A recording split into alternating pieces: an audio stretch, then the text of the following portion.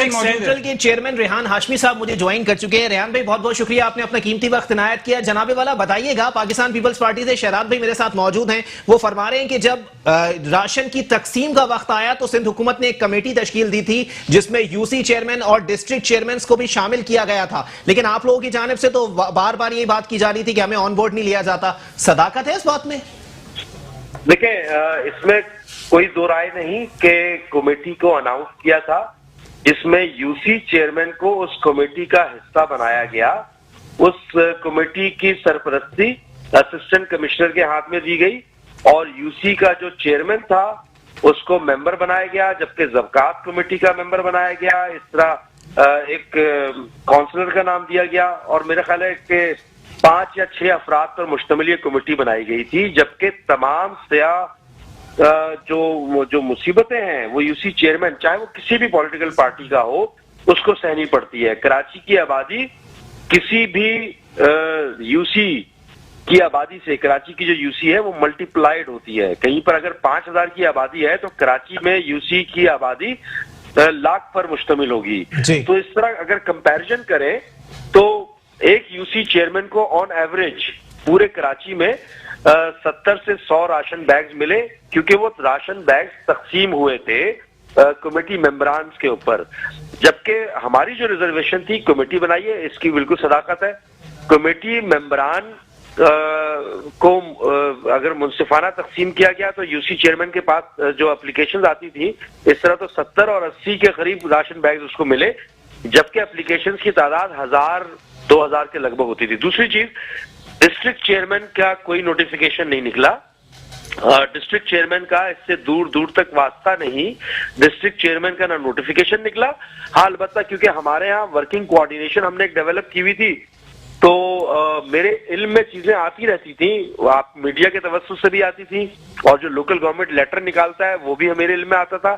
Reservation ये है, चाहे वो किसी भी पॉलिटिकल पार्टी का चेयरमैन यूसी चेयरमैन हो, उसको इम्पावर करना था। अगर हम जमहूर की बात करते हैं, अगर हम जमहूरियत की बात करते हैं, अगर हम रूट लेवल डेमोक्रेसी की बात करते हैं, तो 3rd tier of the government उसको मजबूत करना हमारी अव्वलीन तरजीह होनी चाहिए थी। इस कमेटी का चेयरमैन मुंतखब नुमाइंदा होना चाहिए था, चाहे किसी भी पार्टी का होता। इस कमेटी में जो एम्पावरमेंट करनी चाहिए थी वो इलाकाई नुमाइंदों को करनी चाहिए थी, चाहे वो किसी भी पॉलिटिकल पार्टी का होता। जबकि कराची की आबादी क्योंकि बड़ी है, ज्यादा है, अर्बन एरियाज की आबादी ज्यादा है, तो अर्बन एरियाज के लिए स्पेशली इनहांस करके देना चाहिए था। ये रिजर्वेशन है, ये इस तरह की ये असूली एक मौक़िफ़ है हमारा। अच्छा रेहान भाई, मतलब आपके कहने का मकसद ये है कि जितने राशन बैग्स यूसी चेयरमैन को दिए गए वो ऊंट के मुंह में जीरा के बराबर थे? जी, लॉजिकली जब हम तमाम लोग इस बात पर मुत्तफिक हैं कि कराची की एक यूसी की आबादी किसी भी दीगर यूसीज की आबादी से 10 गुना ज्यादा बड़ी है, अगर हम इस बात पर मुत्तफिक हैं तो इस बात पर भी मुत्तफिक होना चाहिए। और ये सेंसस के मुताबिक, हालांकि उस सेंसस के ऊपर हमारी रिजर्वेशन है, वो बहुत ही नाकाफी था, क्योंकि आबादी, कच्ची आबादियां आपके यहाँ बढ़ गई है। 50% से ज्यादा आपके यहाँ कच्ची आबादियां हैं। लॉकडाउन की वजह से जो इकोनॉमिक क्राइसिस का शिकार हुआ, वो आपका रोजाना की बुनियाद पर कमाने वाला तबका मुसीबत का शिकार हुआ।